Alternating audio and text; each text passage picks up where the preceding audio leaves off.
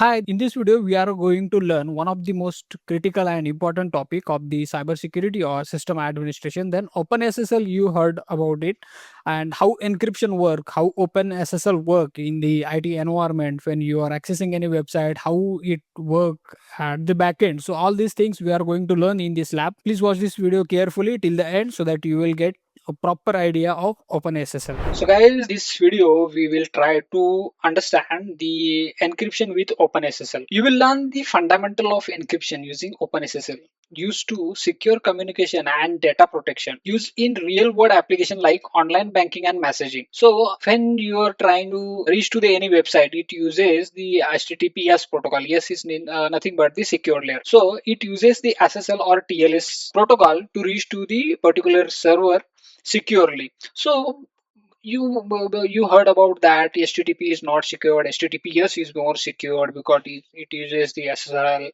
TLS encryption. So at the back end, what do you exactly mean by this open SSL or open SSL or the TLS or the SSL? So this concept we are trying to explain here, and you will be able to understand all these topics at the end of this video. So before wasting time, we will try to start our lab. So first of all, we need to install the OpenSSL because this practical or this lab is itself depends on the OpenSSL. So I will immediately try to install sudo apt install OpenSSL, and you can see it is asking to install. Yes, I clicked on install, and yes, now we can verify its version. OpenSSL version. You will see this OpenSSL 3.0.30. It is been installed. Okay, so now we can proceed further. But okay, not an issue. I will give you some important notes or important tips or the important questions on this OpenSSL topic. Later on, it means that how does this TLS secure the digital communication on the backend, and how does this TLS encrypt the protected data? So I will explain you one by one whenever it comes in between. Okay, so first what we will do, so we will create one secure message and we will encrypt it. I will try to create one message echo inverted comma, and I will put direct message. This is our first message to encrypt. Okay, so this is message, and we will try to save it to one file that is secret.txt. This secret means this message secretly I want to transfer to someone, or I want to make it secret. Okay, so we will try to check secret.txt, and this is our message. This is our first message to encrypt. You can see this message in the plain text. Now let's encrypt the message with OpenSSL. There are several types to encrypt it, but we will use the method AES 256 CBC. We'll use this method for now. There are so many methods to encrypt the data. We are not going in depth right now to that methods, but I will just explain you this one by one. So AES is nothing but advanced encryption standard. And by using this standard, a symmetric encryption algorithm approved by this encryption method is approved by the US government for protecting classified information. Then the second part of this command is 256. It is the key length. Okay, key length in the bits. So longer the key means the stronger the security, because it takes the much more time to crack the passwords. And the next one is CBC. So CBC is nothing but the cipher block chaining mode that makes each block depend on the previous one, enhancing security. It means that the whenever you are encrypted any data, so it uses the mechanism like next bit is depend on the previous bit or previous bit information, so that if you mistakenly changed any character in the next point, then your decryption key will be wrong. So this kind of method it is will encrypt the message by using this OpenSSH command. Right now we have already message, that is this is our first message to encrypt. So this message we will encrypt. So for that we will use command OpenSSL, then enc is, this is the OpenSSL command. Then the protocol we want to use, or the method of encryption we want to use, the AES 256 CBC, then hyphen salt. Now what is this salt? I will explain you at the time of running this command only. We will not take much time, or we will not wait to finish the video and then we'll explain, because it will not keeps in memory. You will forget it. So add random data to the prevent identical data message from looking same when it is encrypting. So if we want to add the random data to the file when we are encrypting it, so we have to use this flag, that is nothing but the salt. And then hyphen in is nothing but we have to provide the input. Is in is nothing for the input, then input is our secret file, secret.txt file. And then what we need output, that output file name is, or we give flag as a hyphen out, and then secret.enc. enc is the format for encryption. And then we have to provide one more flag, that is pbkdf2. So what is this pbkdf2? This pbkdf2 is nothing but the user password based key detection function 2, function version 2, to securely generate encryption keys from password. For that purpose we have to use this pbkdf2. So this is very important flag, because most of the work, half of the work we can say done by this flag, and half of the work is done by this flag.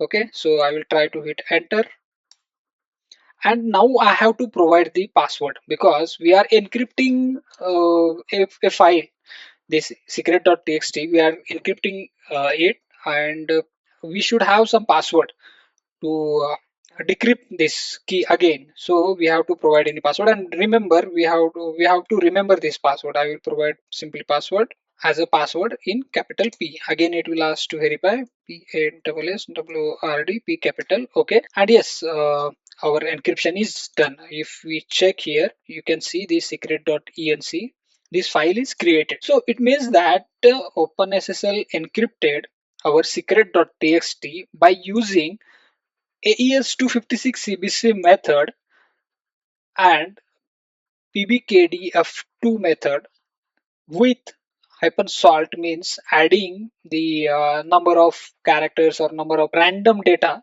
in the password. So this file right now we have generated. Now what we have to do, we have to decrypt our password, but before that we have to just check, or we will just check what is inside this secret.enc file. Might be some information about this message we can get it here. So you are not getting any output here. It is salted. It means that it is adding so many datas in between your encrypted password and the actual message. So actual message is encrypted by using this technology, and with this method or technology, it is adding so many datas in between. Cracking this file is very critical. So whenever you are transferring any data or you are accessing any data, so this secret.txt is not sending to anyone. Okay, this secret.enc, this message will send to anyone. If you are, for example, I'm just giving you an example. If you are sending one message from your WhatsApp, then it is not sending as you secretly typing any message like hi. So it is not saying directly hi. It will send this message in this format. Okay, this is an example. You don't need to get the exact this method and everything. So it will send this message, and when the receiver receives any message, then he will not able to see like this. He will receive the appropriate message, that is secret.txt, whatever I have typed. But the medium, whenever it is transferring from a person A to the person B, the in between that it is transferring this message. Now we will try to decrypt this message, and you will get to know how the receivers is receiving the proper message. So we will decrypt that our message. We will run on command OpenSSL enc and the decryption method AES 256 CBC. Then we have to decrypt the message. That's why hyphen D. And then we have to include the file, that is our secret file, secret.enc. secret.enc, and we need output file in another format. We are not going to save the same text here. We will compare it once we get the new message, and we will try to save it as decrypted.txt. Okay, and I again methods we wants to use, that is the pbkdf2. Okay, don't forget to use this pbkdf2. This is very important part of this command. And as I told you, at the time of encryption we have used one command, that sorry, password. That password, same password we need to put here. I will enter that password, and yes, it's done. Now if you can see, the decrypted.txt, that file is generated. Okay, now we will try to cat this file, decrypted.txt, and you can see the same message here. This is our first message to encrypt. Even though there is no any typo error or any character is uppercase or lowercase, even though we can just try to check the difference. If our original message secret.txt and the decrypted message decrypted.txt, there is no difference. That's why there is no any output. Both files are same. It means that whenever you're sending any message, it's get encrypted, and then encrypted message, this encrypted message is sent to the user B, and then he will get the decrypted message, which is same as your first encrypted or sent message. So this is been happening whenever you are transferring any data with the any HTTPS protocol, or even though anything you right now securely using any protocol which is being used by the OpenSSL. At the backend, it is the same things happening.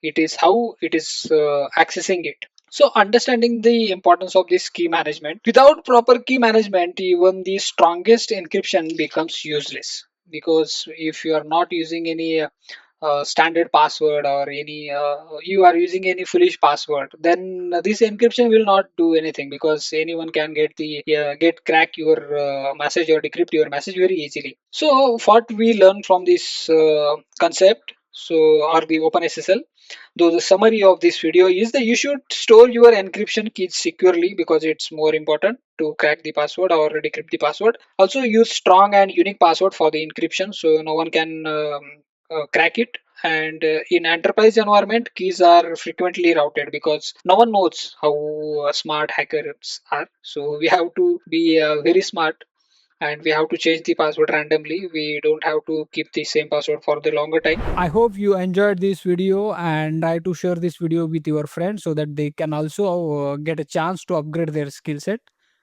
So guys, this is it for now. We will meet you in the next video, and if you want to know more about any topic, then please mention it in comment box, so that I will try to make videos on those skill set or those topic. That's it for now.